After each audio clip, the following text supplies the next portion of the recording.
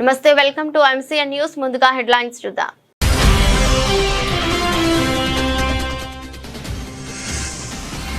Janasena party తరఫున Rajya Sabha MP అభ్యర్థిగా Lingamaneni Ramesh nomination.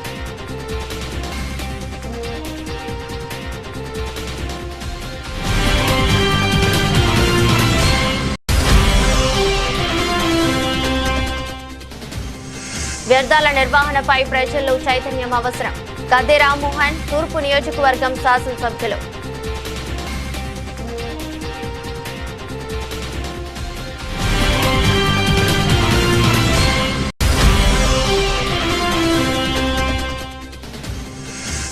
Chandrababu మనవడు పేరుతో పుష్కర ఘాట్.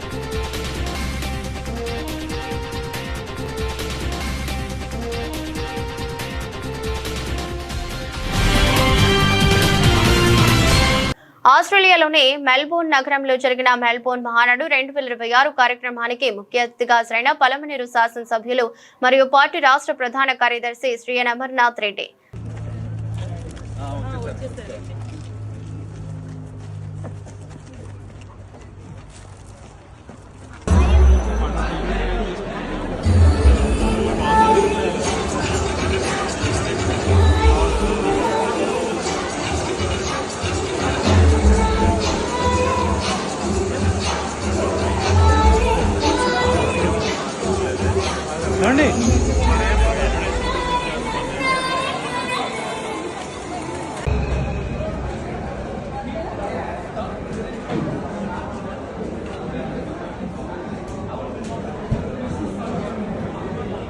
మీరు రావడం చాలా చాలా ఆనందదాయకం. మరొకసారి ప్రత్యేకమైన కృతజ్ఞత తెలియజేసుకుంటున్నాం. అఫ్ కోర్స్ రాజకీయ నాయకుల సమయం అనేది చాలా చాలా విలువైనది. అలాంటి విలువైన సమయాన్ని ఇక్కడ తెలుగు వారి కోసం ఆయన ఇచ్చి ఇంత దూరం వచ్చినందుకు మరొకసారి మనం ఆయనకి కృతజ్ఞతలు తెలియచేయాలి.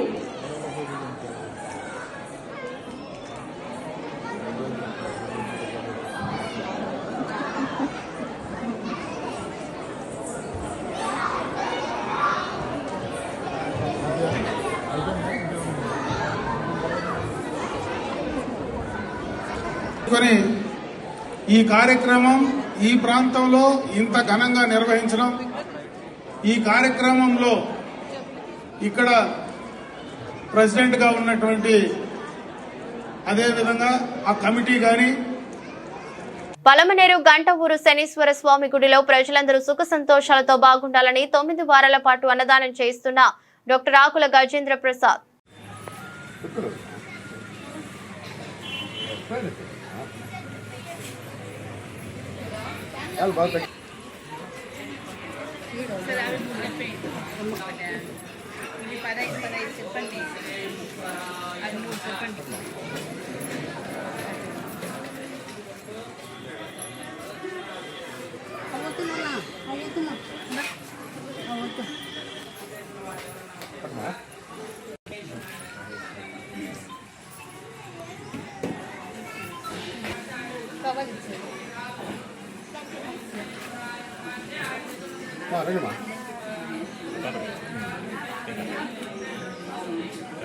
తీసుకున్నా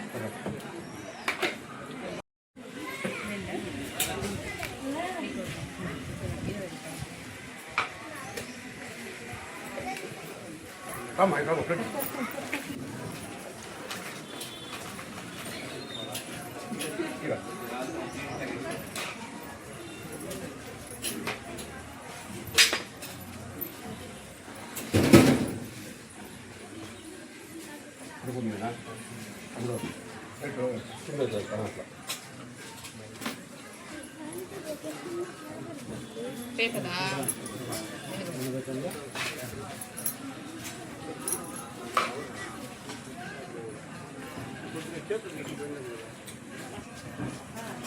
తీసుకోండి.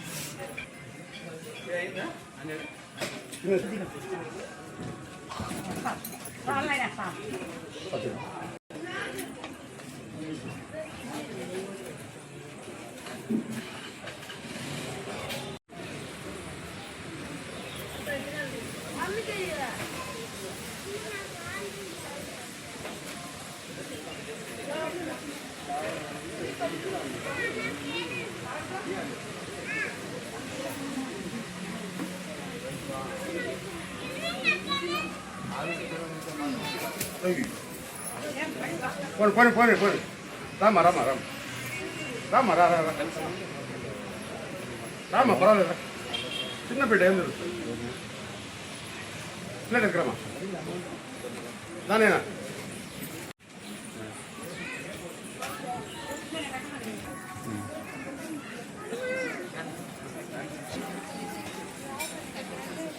నేను చేసిందే పని చేసిందే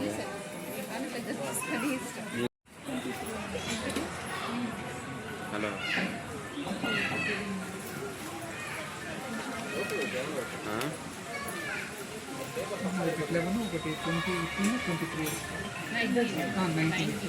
మండే పట్టింది మండే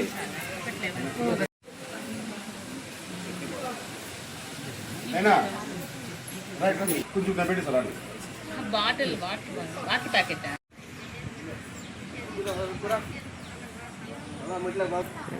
పన్నీర్ అంటే ఇలా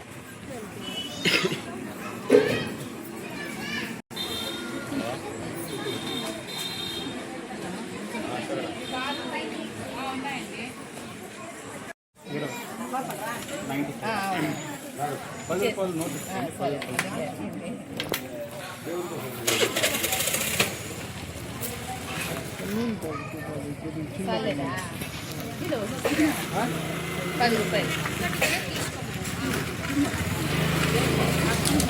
ఇదెంత అది 30 ఇది సాన్లే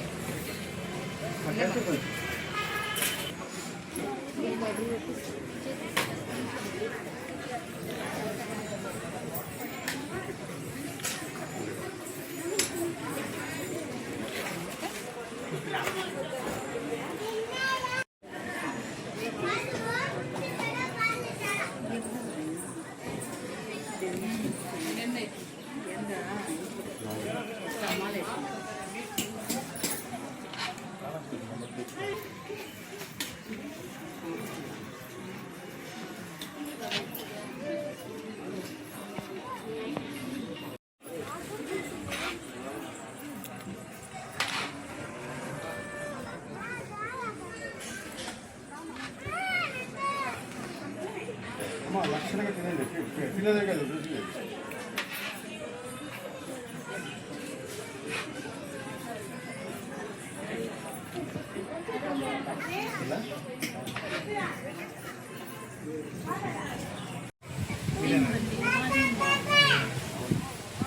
ఇట్లా మర్చిపోయినా కవర్ లేదు సెల్ చెప్పే సిస్టమ్ అది ఆయన కింద ట్రేలు పెట్టాయి అది కాటి మళ్ళీ పెట్టుకుందాం కింద బాక్స్ తెచ్చు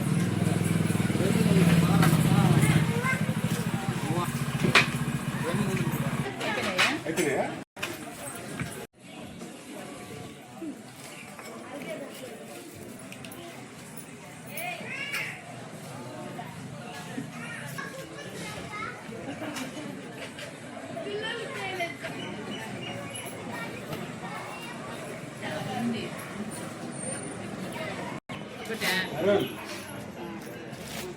అరుణ్ 5 రూపాయలు కడుతున్నాను ఓకే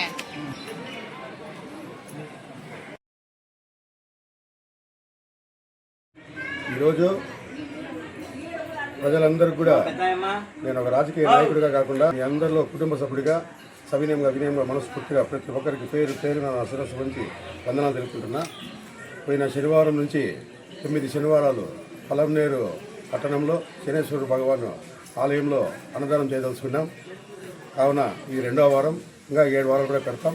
ఈ అన్నదానం చేసిన ముఖ్య కారణం నేను, నా కుటుంబము, మా తమ్ముళ్ళు అరుణ్ కావచ్చు, బాబు కావచ్చు, సురేన్న కావచ్చు, తమ్ముడు అందరూ కూడా పలమనేరు నియోజకవర్గమే కాకుండా చిత్తూరు జిల్లా కాకుండా రాష్ట్ర వ్యాప్తంగా ప్రజలందరూ కూడా నిండు నూరేళ్ళు ఆయన ఆరోగ్యాలతో, సిరి సంపదలతో, పేరు ప్రఖ్యాతులతో, అష్టైశ్వర్యాలతో మనశ్శాంతిగా, సంతోషంగా బంధువుల్లో, స్నేహితుల్లో, వ్యాపారంలో, రాజకీయంలో ఎప్పుడైనా ఎక్కడైనా సరే ప్రతి ఒక్కరు కూడా అందరూ వాళ్ళ కుటుంబం అంతా చాలా గొప్పగా గౌరవంగా బతకాలనేసి కూడా నేను మీ అందరి కుటుంబ సభ్యుడిగా ఆ శనేశ్వర భగవాన్ పాదాలకి వినయంగా వేడుకుంటూ అర్థిస్తూ నా జీవితం ప్రజాసేవకి అంకితం. సదా మీ సేవలో డాక్టర్ ఆకుల. ఈరోజు పెద్దలు అన్నదాన ధర్మకర్త ఆకుల గజేంద్ర గారు పోయిన వారం నుండి 9 వారాల పాటు విదేశాలయంలో మధ్యాహ్నం అన్నదానం చేయాలని నిశ్చయించుకొని దాంట్లో భాగంగా ఈరోజు 2వ వారము. ఇంకా 7 వారాలు కూడా ఆయన ఇక్కడ అన్నదానం నిర్వహిస్తారు. ప్రతి శనివారం ఇంకా 7 వారాలు. ఆ దినేశ్వరుని భగవంతుని ఆశీస్సులు అన్నకి వాళ్ళ కుటుంబానికి వెండుగానాలని. మెల్బోర్న్ మహానాడు కార్యక్రమంలో ఎమ్మెల్యే అమర్నాథ్ రెడ్డి స్పీచ్.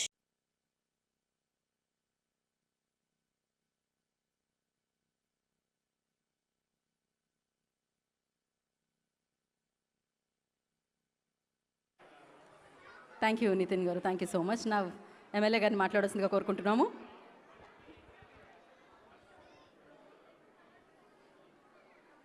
అందరికీ నమస్కారం. ఈరోజు ఆస్ట్రేలియా దేశంలో మెల్బోర్న్లో తెలుగుదేశం పార్టీ మహానాడు కీర్తిశేషులు నందమూరి తారక రామారావు గారి 104వ జయంతి. ఈ సందర్భాన్ని పురస్కరించుకొని ఈ కార్యక్రమం ఈ ప్రాంతంలో ఇంత ఘనంగా నిర్వహించడం, ఈ కార్యక్రమంలో ఇక్కడ ప్రెసిడెంట్గా ఉన్నటువంటి అదేవిధంగా ఆ కమిటీ కానీ శ్రీకాంత్ కానీ సుమా కానీ వాళ్ళ కమిటీ అందరూ కూడా బ్రహ్మాండంగా కూడా ఈ కార్యక్రమాన్ని ఇక్కడ చేయడం చాలా సంతోషం అని చెప్పి సందర్భంగా తెలియజేసుకుంటున్నా. అయితే ఈ సందర్భంలో ఒక 2-3 విషయాలు మనం గుర్తుపెట్టుకోవాల్సినటువంటి అవసరం ఉంది. ఈరోజు తెలుగు వాళ్ళందరూ కూడా ఇంత పెద్ద కార్యక్రమం చేయడం కానీ, ప్రపంచం మొత్తం అంటే ప్రపంచంలో ఉన్నటువంటి అన్ని దేశాల్లో తెలుగువారిని ఏకం చేసినటువంటి వ్యక్తి, అదేవిధంగా తెలుగువారు ధైర్యంగా నేను తెలుగువాడిని అని అటు గతంలో మద్రాసీలుగా మనల్ని ఢిల్లీలో చూస్తూ ఉంటే తెలుగువారు కూడా కాలరెత్తుకొని తిరిగేటువంటి పరిస్థితి ఈరోజు కల్పించినటువంటి మహానుభావుడు కీర్తిశేషులు నందమూరి తారక రామారావు గారు. అదేవిధంగా ఈరోజు ఈ వేదిక పైన నాలాంటి రాజకీయాల్లో చిన్నప్పుడే వచ్చినటువంటి వ్యక్తిగా అప్పలనాయుడు లాంటి సామాన్యమైనటువంటి కార్యకర్త ఈరోజు ఒక పార్లమెంటు సభ్యుడిగా ఈ వేదికపై నుంచి మాట్లాడడం కానీ, ఒక రాజకీయ పార్టీలో గుర్తింపు రావాలంటే కీర్తిశేషులు నందమూరి తారక రామారావు గారు ఆ రోజు రాజకీయంగా పెట్టినటువంటి భిక్ష అని చెప్పి సందర్భంగా కూడా ఒకసారి గుర్తు చేసుకుంటూ, నటనా జీవితంలో ఎన్టీ రామారావు గారంటే ఒక రాముడో కృష్ణుడో కనపడతాడు. మనము దేవుణ్ణి డైరెక్ట్గా చూడలేకపోయినా దేవుని స్వరూపం మనం ఒకసారి మనసులో పెట్టుకుంటే అది నందమూరి తారక రామారావు గారి రూపంలో కనపడుతుంది. అదేవిధంగా ఒక ప్రభుత్వ ఉద్యోగి నుంచి, సామాన్యమైనటువంటి కుటుంబం నుంచి నటనలో కీర్తించబడి, అదేవిధంగా రాజకీయాల్లో ఆయన భారతదేశ చరిత్రలోనే 9 నెలల్లో పార్టీ పెట్టి అధికారంలోకి తీసుకొచ్చినటువంటి ఏకైక వ్యక్తి, భారతదేశ చరిత్రలో చిరస్థాయిగా నిలబడినటువంటి వ్యక్తి నందమూరి తారక రామారావు గారు. ఆయన రాజకీయాలు ఆ రోజు చాలామంది మాట్లాడారు. రాజకీయాలు మరి నాటకాలు వేసేవాడికి ఏం తెలుస్తుందని ఆ రోజు మాట్లాడినటువంటి వాళ్ళు చాలామంది ఉన్నారు. ఆయన రాజకీయ పార్టీ పెట్టి అధికారంలోకి వచ్చిన తర్వాత పేద బడుగు బలహీన వర్గాలకు ఆ రోజు ఆయన ఇచ్చినటువంటి 2 రూపాయల కియో బియ్యం కానీ, పక్కా గృహాలు కానీ, మరి ఏ కార్యక్రమం సంక్షేమం ఆ రోజు పెట్టాడో ఈరోజు భారతదేశంలో అన్ని రాజకీయ పార్టీలు ఈ రోజు దాకా కొనసాగిస్తున్నారంటే ఆయన ముందు చూపు మనకు అర్థమవుతుంది. అటువంటి స్ఫూర్తి ఈరోజు తెలుగు వారందరికీ కూడా మనకిచ్చారు. ఎక్కువసేపు ఎందుకంటే చాలాసేపు నేను మాట్లాడకపోయినా అటువంటి వ్యక్తి గురించి ఒకసారి మనం స్మరణ చేసుకోవాల్సినటువంటి సందర్భం ఇది. కాబట్టి ఈ సందర్భంగా కూడా మీకు తెలియజేసుకుంటూ, ఈరోజు ఈ వేదిక పైన నిలబడి మాట్లాడేటువంటి నాలాంటి వాళ్ళు ఎంతోమందికి రాజకీయ జీవితాన్ని ఇచ్చినటువంటి వ్యక్తి, ఆ రోజు సామాన్యమైనటువంటి బడుగు బలహీన వర్గాల నుంచి చదువుకున్నటువంటి వ్యక్తులు ఈరోజు చాలామంది మాట్లాడుతూ ఉన్నారు. జన్జీ అని కానీ, మరి భారతదేశంలో కొత్తగా కూడా యువతలో ఒక నిస్పృహ ఉంది, అనేటువంటి విషయాలు చాలామంది మాట్లాడుతూ ఉన్నారు. ఎప్పుడో 44 సంవత్సరాల క్రితం రాజకీయ పార్టీ పెట్టి ఆ రోజు దాదాపు 45-50% యువకులకు చదువుకున్న వాళ్ళకి ఆ రోజు శాసనసభ్యులుగా అవకాశం కల్పించినటువంటి భగవంతుడు ఈరోజు ఎన్టీ రామారావు గారు అని చెప్పే సందర్భంగా కూడా ఒకసారి నేను గుర్తు చేస్తూ ఉన్నా. అవే కాదు, ఆ తర్వాత కూడా ఈరోజు తెలుగుదేశం పార్టీని చంద్రబాబు నాయుడు గారు ముందుకు తీసుకెళ్తా ఉన్నారు.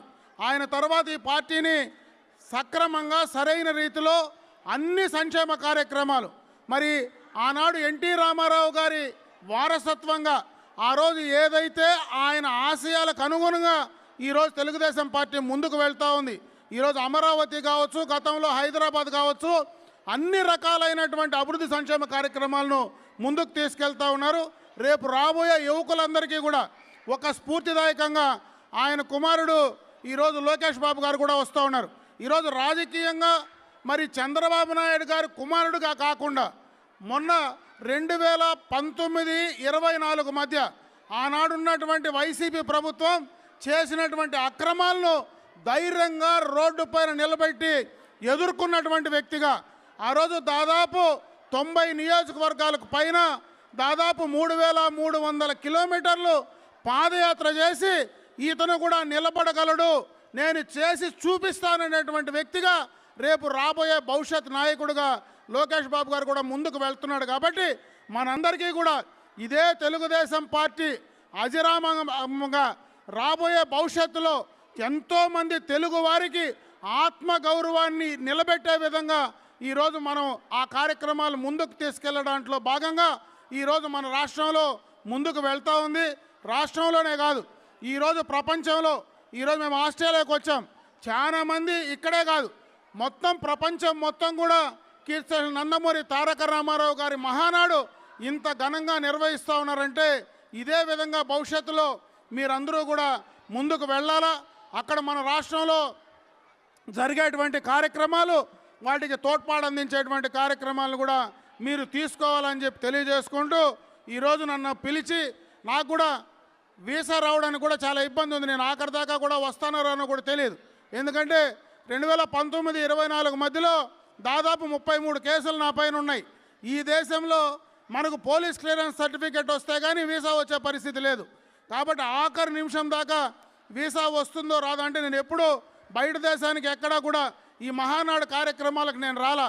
ఇక్కడ సుమంత్ కానీ అదేవిధంగా మీ అధ్యక్షుడు శ్రీకాంత్ కానీ వీళ్ళు కంటిన్యూస్గా మానిటర్ చేసి నువ్వు ఖచ్చితంగా రావాలంటే, అందుకే కూడా 4 సార్లు రిజెక్ట్ అయితే కూడా తీసుకొని ఈరోజు ఇక్కడికి రావడం, ఆ మహానుభావుడి కార్యక్రమాన్ని మీతో కలిసి పాలు పంచుకోవడం నిజంగా కూడా చాలా సంతోషం అని చెప్పి మరొకసారి మీ అందరూ కూడా తెలియజేసుకుంటూ ఈరోజు మిమ్మల్ని అందరినీ చూసి మాట్లాడి కలిసేటువంటి అవకాశం కలిగించినటువంటి తెలుగుదేశం పార్టీకి మరొక్కసారి మనస్ఫూర్తిగా కూడా మీకందరికి కూడా ధన్యవాదాలు తెలియజేసుకుంటూ సెలవు తీసుకున్నా. జై హింద్, జై ఎన్టీఆర్.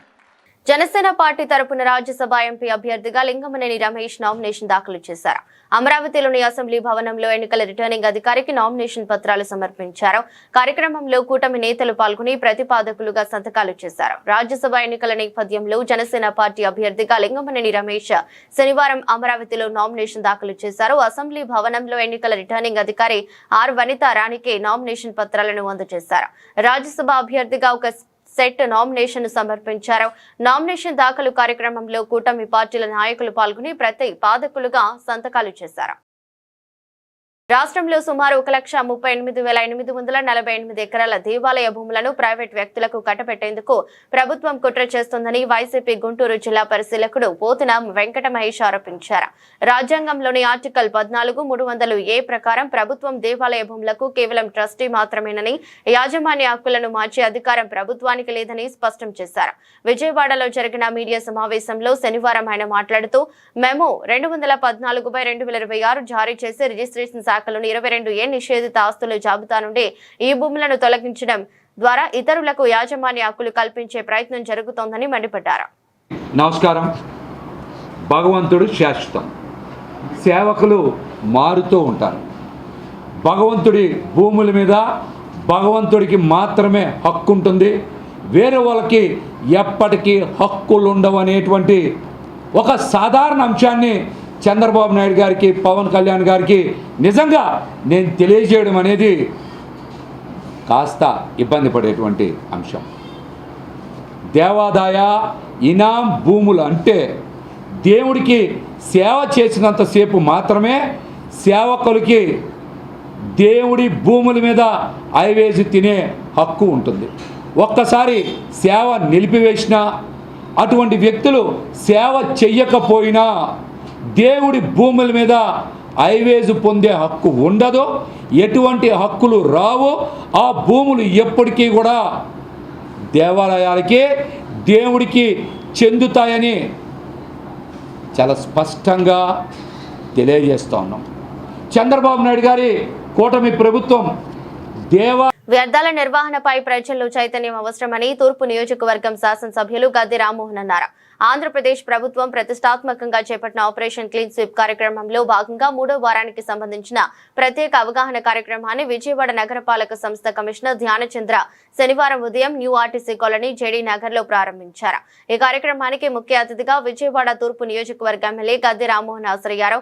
కార్యక్రమంలో అదనపు commissioner doctor D Chandrasekhar, zonal commissioner K Shammi, chief engineering ఇన్ఛార్జి పి సత్యకుమారి, చీఫ్ మెడికల్ మరియు health officer doctor K Arjunarao, biologist AJ Satyanarayana, executive engineer incharge Ramarao, assistant medical and health officer doctor Gopala Naik, station fire officer Naresh, ప్రజా ప్రతినిధులు, స్వచ్ఛంద సంస్థల ప్రతినిధులు, స్థానిక ప్రజలు పాల్గొన్నారు.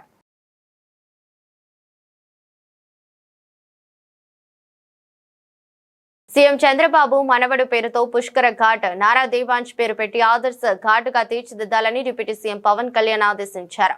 తూర్పు గోదావరి జిల్లా రాజనగరం నియోజకవర్గంలోని మునికూడలి పుష్కర ఘాట్ కు సీఎం చంద్రబాబు నాయుడు మనవడు మంత్రి నారా లోకేష్ కుమారుడు నారా దేవాంశ్ పేరు పెట్టారు. దేవాంశ్ ఘాట్ గా నామకరణం చేసిన అధికారులు కోటి రూపాయలతో ఈ ఘాట్ ను అభివృద్ధి చేయనున్నారు.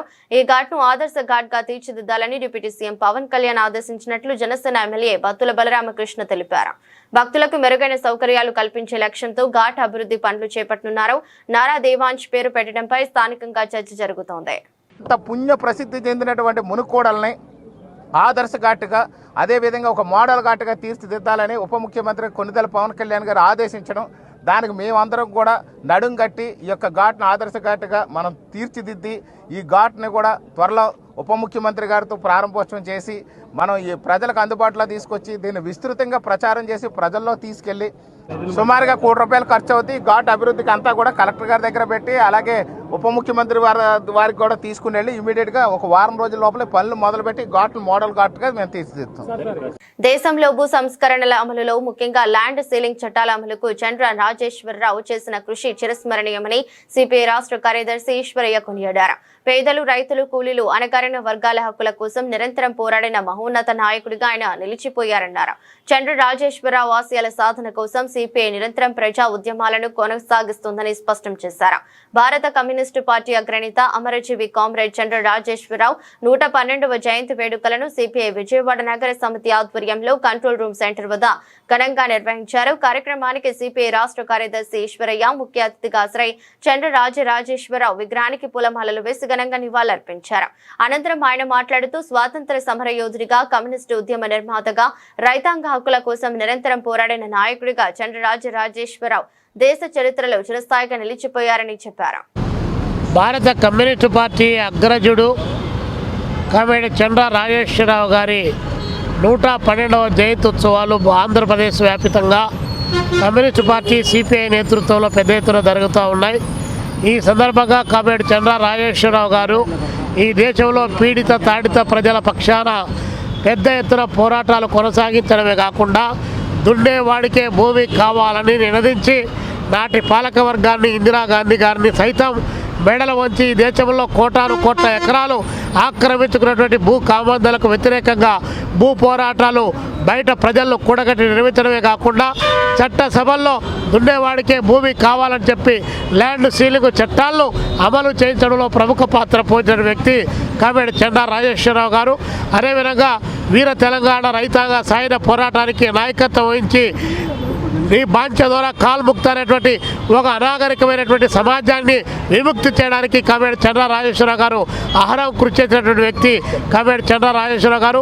ఈ దేశంలో ఈ రాష్ట్రంలో సంఘ విద్రోహ శక్తులు విజృంభించి విచ్చుకత్తుల వలె రెచ్చిపోతున్న నేపథ్యంలో అలాంటి వారికి వ్యతిరేకంగా స్వతహాగా తాను కర్ర చేత బూరి ప్రజలు రక్షించడానికి కావలసినటువంటి ఒక సైనికుడై ప్రజల పక్షాన్ని ఇచ్చినటువంటి కామ్రేడ్ చంద్ర రాజేశ్వరరావు గారు ఈ దేశంలో పేదరికం పోవాలి, అదేవిధంగా దోపిడీ పోవాలి, అదేవిధంగా ప్రజల యొక్క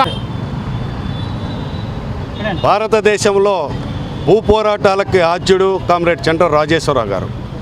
అగ్రవర్ణాల కుటుంబంలో జన్మించినటువంటి కామ్రేడ్ చంద్ర రాజేశ్వరరావు గారు వైద్య విద్యను అభ్యసిస్తూ ఉన్నప్పటికీ కూడా పేద ప్రజల కోసం అహర్నిశలు కృషి చేసినటువంటి కామ్రేడ్ చంద్ర రాజేశ్వరరావు గారు తనకున్నటువంటి యావత్తు ఆస్తిని కూడా అతనికి సంక్రమించినటువంటి 400 ఎకరాల భూమిని పేద ప్రజలకు పంచి ఆ రోజు ఉన్నటువంటి కృష్ణా జిల్లా ఉమ్మడి కృష్ణా జిల్లాలో చల్లపల్లి భూ పోరాటానికి ఆజ్యం పోశాడు కామ్రేడ్ చంద్ర రాజేశ్వరరావు గారు. అదేవిధంగా ఇక్కడ భూమి కోసం సాగినటువంటి పోరాటం దేశంలో ఉన్నటువంటి అనేక రాష్ట్రాల్లో కూడా దానికి ప్రేరేపణగా గావించి అనేక లక్షల మందికి కూడా భూమి పంపిణీ చేసేటటువంటి కార్యక్రమానికి కామ్రేడ్ చంద్ర రాజేశ్వరరావు గారు చేపట్టినటువంటి కార్యక్రమం ఆద్యంగా కాబట్టి దేశంలో భూమి లేనటువంటి వారందరికీ కూడా భూమిని కల్పించడం జరిగింది. విజయవాడ నగరంలో ముఖ్యంగా సంఘ వ్యతిరేక శక్తులు పెట్టరేగిపోతున్నటువంటి కాలంలో ఆనాడు ఉన్నటువంటి యువ కమ్యూనిస్టులందరినీ కూడా సమైక్యం చేసి ఈ ఎవరైతే అరాచకవాదులు ఉన్నారో వారికి వ్యతిరేకంగా పోరాటాలు జరిపి విజయవాడ నగరం నుంచి తరిమి వేసినటువంటి చరిత్ర కామ్రేడ్ చంద్ర రాజేశ్వరరావు గారికి ఉన్నది. భూమి కోసం పేద ప్రజల విముక్తి కోసం సాగినటువంటి ప్రతి పోరాటానికి కామ్రేడ్ చంద్ర రాజేశ్వరరావు యొక్క పోరాట స్ఫూర్తి అనేటటువంటిది ఈ సందర్భంగా విజ్ఞప్తి చేస్తూ కామ్రేడ్ చంద్ర రాజేశ్వరరావు గారు అందించినటువంటి జెండాని ముందుకు తీసుకెళ్లేటటువంటి దానికోసం కమ్యూనిస్టు శ్రేణులందరూ కూడా 112వ జయంతి సందర్భంగా పునరంకితం అవ్వటం ద్వారా రాబోయేటటువంటి కాలంలో ఈ ఆంధ్ర రాష్ట్రంలో కమ్యూనిస్టు ఉద్యమాన్ని ఈ విజయవాడ నగరంలో కమ్యూనిస్టు ఉద్యమాన్ని ముందుకు తీసుకెళ్లేటటువంటి దానికోసం ఈ 112వ జయంతి పునరంకితంతో కమ్యూనిస్టు శ్రేణులందరూ కూడా ముందుకు సాగాలని చెప్పి ఈ సందర్భంగా కామ్రేడ్ చంద్ర రాజేశ్వరరావు గారికి విప్లవ జోహార్లు అర్పిస్తాం. విజయవాడలో పశు సంరక్షణ స్వదేశీ గోజాతుల పరిరక్షణపై రాష్ట్ర స్థాయి కీలక సమావేశం జరిగింది. వెటర్నరీ హాస్పిటల్లో నిర్వహించిన ఈ సమావేశంలో గోశాలల అభివృద్ధి, వీధి పశువుల నిర్వహణ, పశు సంపద ద్వారా ఆర్థిక ప్రయోజనాల సాధనపై విస్తృతంగా చర్చించారు. విజయవాడ వెటర్నరీ హాస్పిటల్లో నిర్వహించిన రాష్ట్ర స్థాయి సమావేశంలో పశుసంవర్ధక శాఖ director doctor T Damodar Naidu, chairman doctor PV Lakshmaiah, vice chancellor doctor JV Ramana, Vishwa Hindu పరిషత్ ప్రతినిధి డాక్టర్ భగవత్తుల రవికుమార్ పాల్గొన్నారు. స్వదేశీ గోజాతుల పరిరక్షణకు తీసుకోవాల్సిన చర్యలు, గోశాలల నిర్వహణను మరింత సమర్థవంతంగా మార్చే మార్గాలు, వీధి పశువుల సమస్యకు శాశ్వత పరిష్కారాలపై సమావేశంలో చర్చించారు. ఒక అవసరమో కాకుండా మనం వాటిని పరిరక్షిస్తూ అవి మనల్ని ఆర్థికంగా కూడా పరిరక్షించే విధంగా ఏ విధంగా మనం వాటిని సమన్వయం చేసుకోవాలి అనే విషయాల మీద మాట్లాడుకోవడం జరిగింది. అనేక సూచనలు వచ్చాయి. ఈ సూచనలన్నింటిని కూడా మేము క్రోడీకరించి రాబోయే రోజుల్లో ఇందులో మా తరపున శాఖలోనే పరిష్కరించగలిగిన సమస్యల్ని శాఖ ద్వారా, అదేవిధంగా రీసెర్చ్ అండ్ డెవలప్మెంట్ వింగ్లో యూనివర్సిటీ వారి సహకారంతో కొన్ని ముఖ్యమైన కార్యక్రమాలని రీసెర్చ్ రూపంలో కూడా మేము రాబోయే రోజుల్లో పశు వైద్య విజ్ఞానాన్ని అభ్యసించడానికి వచ్చేసే విద్యార్థులకు ఇవ్వటం జరుగుతుంది. ఇక ఇంప్లిమెంటేషన్లో భాగంగా మాకు ప్రభుత్వ సహకారం ఎక్కడెక్కడైతే అవసరమో కేంద్ర ప్రభుత్వం, రాష్ట్ర ప్రభుత్వం వాటిని కూడా వాళ్ళ దృష్టికి తీసుకెళ్తాము. దీంతో పాటుగా కొంతమంది ఔత్సాహికులైన వ్యక్తులు అందరికీ నమస్కారం.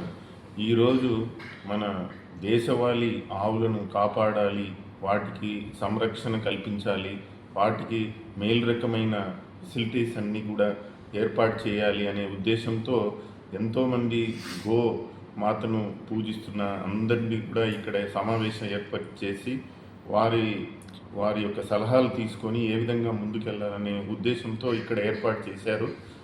మా యూనివర్సిటీ తరఫున ఏ విధంగా మనం మన దేశవాళీ ఆవులను ఎలా కాపాడుకోవాలి, వాటి ప్రాపగేషన్ ఎలా చేయాలి, వాటికి మంచి రకమైన తిండి ఇవన్నీ కూడా సమకూర్చాలి అనే ఉద్దేశంతో మాకు సలహాలు ఇచ్చారు. తప్పనిసరిగా మేము మా పరిశోధనల్లో వీటినన్నిటినీ కూడా కూలంకషంగా మేము పరిశోధన చేసి తప్పనిసరిగా వాటికి నివృత్తి కలిగిస్తామని ఆశిస్తున్నాము. అదేవిధంగా ఈరోజు మనం చూసినట్లయితే పట్టణాల్లో ఆవులన్నీ కూడా వార్తలు ముగించే ముందు మరోసారి హెడ్లైన్స్.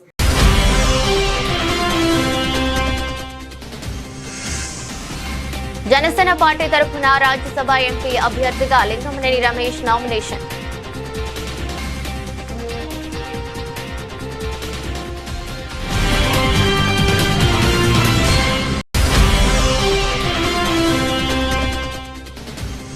వ్యర్థాల నిర్వహణపై ప్రజల్లో చైతన్యం అవసరం. గద్దె రామ్మోహన్, తూర్పు నియోజకవర్గం శాసనసభ్యులు.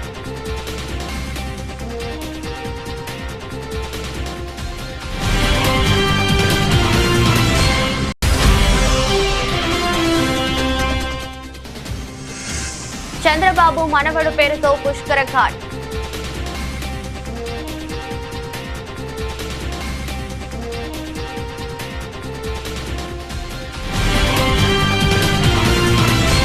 ఇది రోజు బులెటిన్. మరో బులెటిన్లో మళ్ళీ కలుద్దాం. అంతవరకు సెలవు. నమస్కారం.